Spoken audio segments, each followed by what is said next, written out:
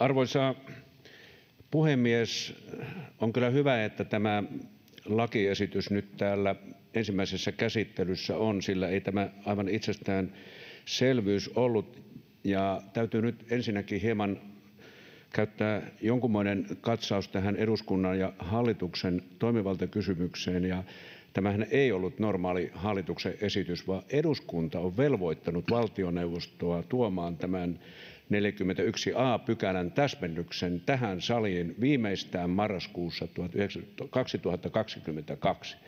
Se ei ole oikein, että hallitus rupeaa itse miettimään, että tuoko se tänne tätä vai eikö se tuo, ja tuo sen niin viime metreillä, että aiheutetaan semmoinen sekasorto. Ja kuten täällä edustaja Simula sanoi, että jos oppositiopuolueet, kokoomus, perussuomalaiset, KD, ei olisi ollut aktiivinen ja hereillä, niin tämäkin laki olisi jäänyt tässä eduskunnassa säätämättä. Ja kiitos myös keskustalle, joka sitten huomasi tämän virheen ja tuli meidän opposition tueksi, koska se oli eduskunnan tahto, se ei ole hallituksen tahto. Ja tämä on syytä kyllä nyt pöntössä vakavasti todeta tulevaisuutta varten, että hallituksen täytyy noudattaa eduskunnan tahtoa. Mutta arvoisa puheenjohtaja, suuresti arvostamani edustaja Kontula, niin suoraan sanoen ei kovin uskottava ollut omassa puheenvuorossaan. Älkää tehkö tämmöisellä asialla identiteettipolitiikkaa ja älkää käyttäkö semmoisia termejä aidoista ja muista, jotka eivät käytännössä pidä lainkaan paikkaansa. Ei itärajalla ole susille aitaa eikä tule koskaan olemaan. Ne pääsevät siellä vapaasti liikkumaan ja niitä todella liikkuu ja paljon.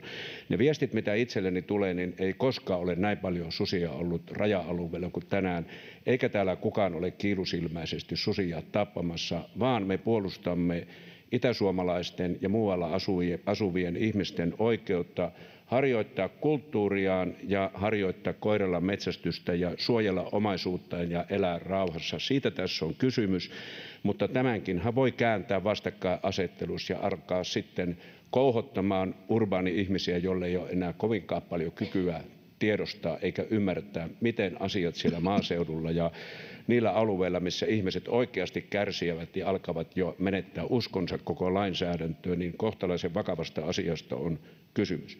Arvoisa puhemies! Tämä valiokunta katsoo, että kannanhoidollinen metsästys on välttämätöntä sosiaalisen kestävyyden turvaamiseksi. Tämä on tärkeä lause, ja jos eduskunta tämän hyväksyy, niin kuin toivon, niin silloin me pystymme ottamaan täällä kantaa, että tämä sosiaalinen kestävyys on myös se asia, joka pitää ottaa huomioon. Ja niin kuin äsken totesin, jos me emme tässä talossa hoida tätä asiaa, niin ihmiset menettää luottamuksen koko järjestelmään, ja se ei ole minkään etu, koska se resonoi sitten muihinkin kysymyksiin. Siinä mielessä pidän kyllä tärkeänä, että tämä eduskunta nyt käsittelee tämän asian ja ottaa tähän kantaa. Valiokunnan käsityksen mukaan tilanteessa, jossa ehdotetun 41 a §:n mukaiset edellytykset täyttyvät, poikkeuslupa sutta, karhua, saukkua ja ilvestä koskien voidaan myöntää luontodirektiivin tavoitteita toteuttavaan kannanhoidolliseen metsästykseen maa- ja metsätalousministeriön kannanhoitosuunnitelmassa vahvistetulle tavalle. Tämä on nyt eduskunnan tahto, ja käsitykseni mukaan eduskunta tämmöisissä kiistanalaisissa tilanteissa määrittelee suunnan ja linjan. Ottaisin vielä esille sen, mitä valiokunta mietintöön on kirjannut. Esimerkiksi suden osalta kriteerin tulkinta ei voi tarkoittaa tiettyä yksilöä, vaan alueellista tietyllä reviirillä liikkuvaan laumaan tai pariin kohdentuvaa valikoivaa pyyntiä. Kannanhoidollisten poikkeuslupapäätösten vaikutuksia tulee seurata ja poikkeuslupapäätösten täytäntöönpanoa tulee valvoa. Tietenkin, eihän näitä kukaan summassa ammu, eikä sen takia vaan, että niitä pitää ampua, vaan sen takia, että jos turvallisuus ja muiden eläinten uhanalaisuus on jollakin tavalla uhattuna. Arvoisa puhemies, vielä puheen lopussa palaan tähän. Lopuksi valiokunnan mielestä metsästyslain 41 a §:ssä tarkoitettua poikkeuslupaa ei tule edellyttää tilanteissa, joissa on tarpeen poistaa koirasusia sisältävä susilauma. Koirasusi on luonnon monimuotoisuutta uhkaava vieraslaji. Koirasusia sisältävästä laumasta koirasusien poistaminen erikseen ei käytännössä ole mahdollista muutoin kuin poistamalla koko lauma viranomaisten toimesta. Tehtävä voidaan viranomaisten määräyksellä antaa myös suurriista-virka-aputehtävänä metsästäjien hoidettavaksi. Arvoisa puhemies, tämän pitäisi olla selvää tekstiä.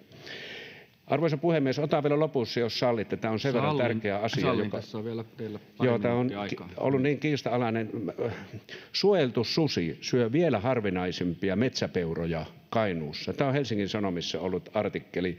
Ja susia elää kuitenkin siellä täällä maailmassa sen verran, että kansainvälinen luonnonsuojeluliitto IUCN on luokitellut lajin elinvoimaiseksi, siis 2016.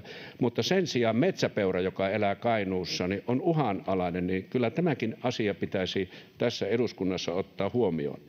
Jos haaskaruokintaa jatkuu pitkään ja säännöllisesti, kuten Kuhmossa, paikalliset petokannat saattavat karata luonnon sääntelystä, tutkija Antti Paasivaara toteaa. Pidän Paasivaaraa parhaana metsäpeurätutkijana Suomessa. En tiedä, löytyykö tästä salista joku, joka on eri mieltä. Mutta mitä sanoo Ilpo Kojola, tunnustettu susitutkija? Petokantaa kokonaisuudessaan pitää säädellä siellä, missä peurat elävät. Niin jos tieteellistä tietoa halutaan tähän saliin tuoda, nyt täällä on kaksi semmoista ihmistä, jotka näitä asioita ovat tuoneet esille, niin ihmettelen, jos täällä joku vielä löytyy, joka väittää vastaan, että tämäkin asia ei olisi tieteellisesti tutkittu. Parhaat tutkijat ovat näin arvioineet. Arvoisa puhemies, lopetan tämän asian ainakin tässä eduskunnassa, tulevaisuudesta en tiedä, viimeisenä puheenvuorona. Olipa mikä asia tahansa, niin arvostan niitä kansanedustajia, joilla on erilainen näkemys.